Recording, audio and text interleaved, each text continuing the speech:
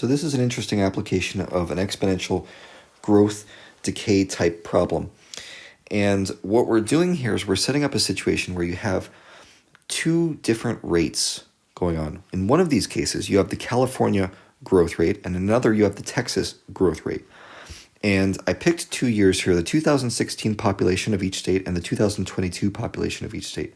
And you can see here, there's something going on because Texas has a population that is going up and California has a population that is going down. And I mean, there's a variety of reasons for that. For one thing or another, California kind of sucks. Who knows if this will actually continue in the future, but let's just, for the sake of this problem, assume that these growth rates are going to be constant, okay? Now, first thing to do is actually calculate what those growth rates are. So let's go ahead and do that. Let's look at California's growth rate over these years. And the way we do this is with PERT, right? Our workhorse equation for exponentials. So I'm going to take this guy, e to the RT, and plug that in. Let's see what we get. So starting population is 39.17. This is the California example. And e to the R, I don't know what R is, and T I'm going to put in there as, how many years are we talking about? We're talking about 6 years, okay? 2016 to 2022.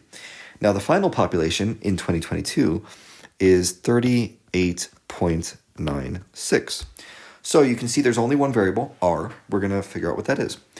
And the way you do that is divide each side to get E by itself. So it's 38.96 divided by 39.17. And I'm going to take the ln of both sides. And what that gives me is 6R over here, right? I got rid of the 39.17 from the right side. I got rid of the E using a natural log. And we just have 6R that's left. So one more step is the easy one, right? We divide each side by 6. So there's my R rate. Okay, that's what R is going to be equal to. And I should emphasize this is the California rate right here. So I plug that into my calculator. Let's see what I get. Okay, I get some stuff. I get some decimals here. It's actually a pretty small decimal, but it's negative because population is dropping. And this is, let's see, blah, blah, blah, blah, blah. It's going to be 0.00, some zeros and a 9. So as a percent, remember you have to multiply that by 100. This is going to be negative 0.09%. You should use more digits than this. I'm just rounding to be brief.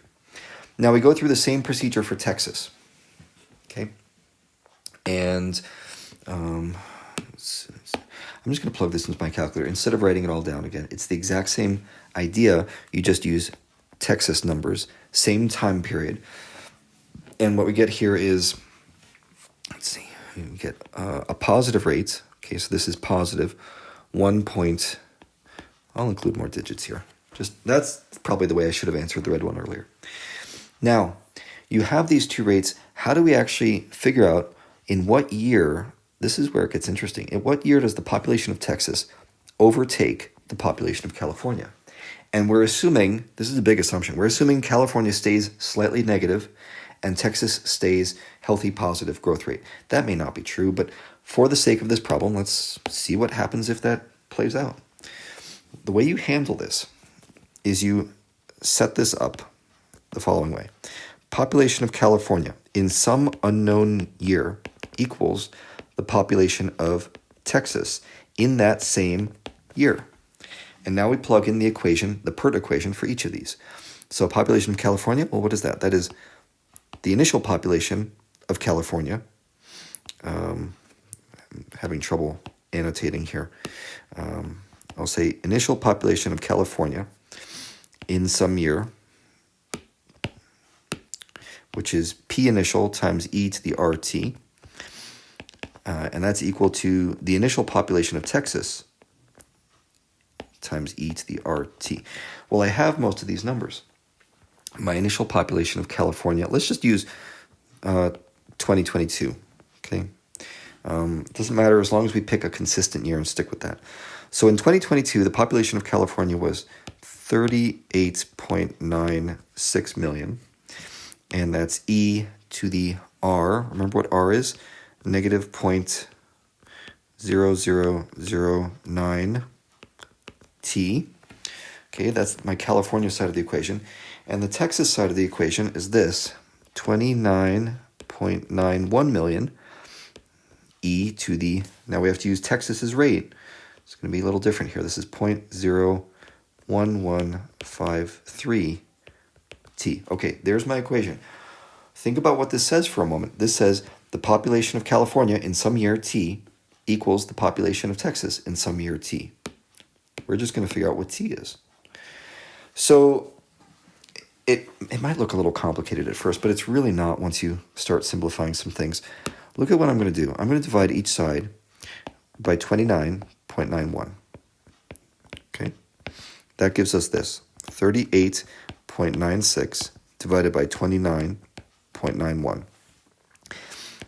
E to the negative 0.0009 t equals, all that's left on the right is e to the 0.01153 t. And now I'm going to divide each side, hold on, by this thing, e to the negative 0.0009 t. Okay, we're going to get all my e's over on one side. You might remember this from how we set up the theory of exponential equations a while ago. So what happens? I mean, obviously, the left side cancels out kind of nicely, and I get 38.96 divided by 29.91. On the right side of the equation, it's the same exponential, e. And now, what do I get? I get e to the 0.01153 t minus, because of that division, negative 0.0009 t.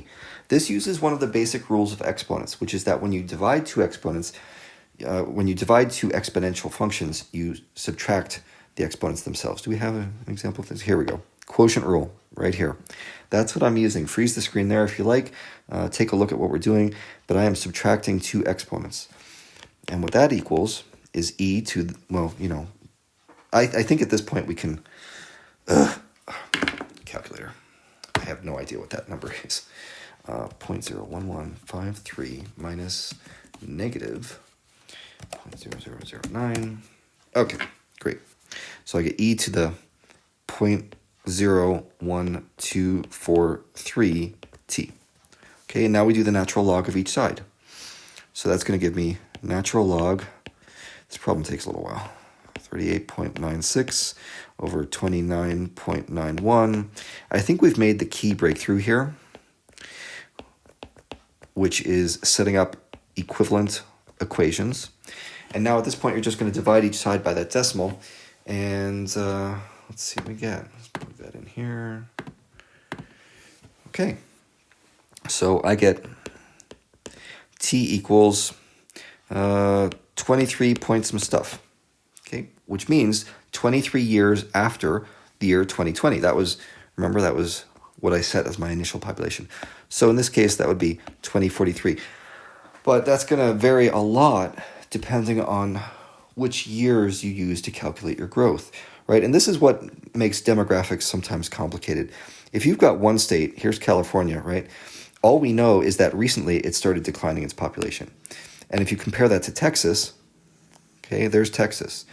Now, if those continue and you used these 2 points, then sure, California's got a negative growth rate. But if you said, hey, I don't really think California's growth rate is going to stay negative, let's go back further like this. Well, now California's rate looks a little positive. Not as positive as Texas, granted, but still positive. So that would take longer until those two curves met. So modeling is complicated. It really comes down to what you assume at the beginning, but we try our best.